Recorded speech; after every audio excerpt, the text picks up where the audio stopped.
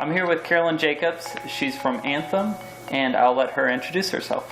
Thanks, Eric. I'm one of the nurses at Anthem. My name is Carolyn Jacob. I've been with Anthem 7 years, and I'm the wellness coordinator.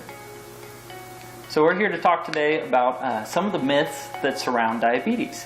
And Carolyn, one of the first myths I hear all the time about diabetes is that when you are diagnosed with it, you can't eat sugar. Is that true? That is so not true, Eric.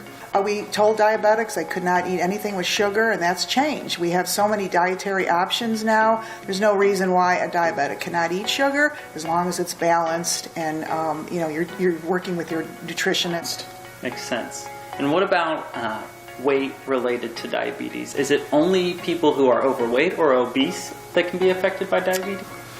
That also is a myth, and oftentimes brought on by the media. 20% of diabetics are lean and mean. They are not overweight. So again, another myth that all diabetics are obese. Okay, I've got a third one. Okay. Dangerous drivers. I've heard once you're diagnosed with diabetes, can't drive. Can't drive. They take your license away. Myth number 3, not true.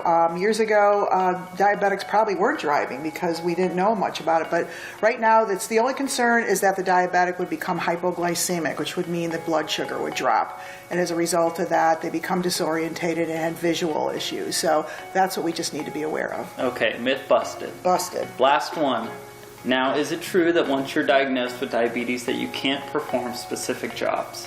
Yep, that's another one, another oldie, an old myth that when you had diabetes you were very limited. And due to the number of resources and for treatment and managing diabetes, there are very, very few jobs now that you cannot do as a diabetic. Carolyn, can you just run through, in a real simple short sentence what diabetes is?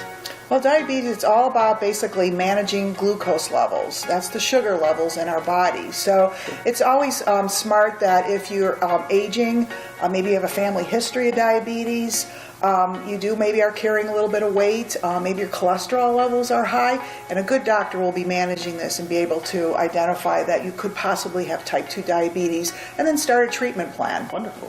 Thank you so much.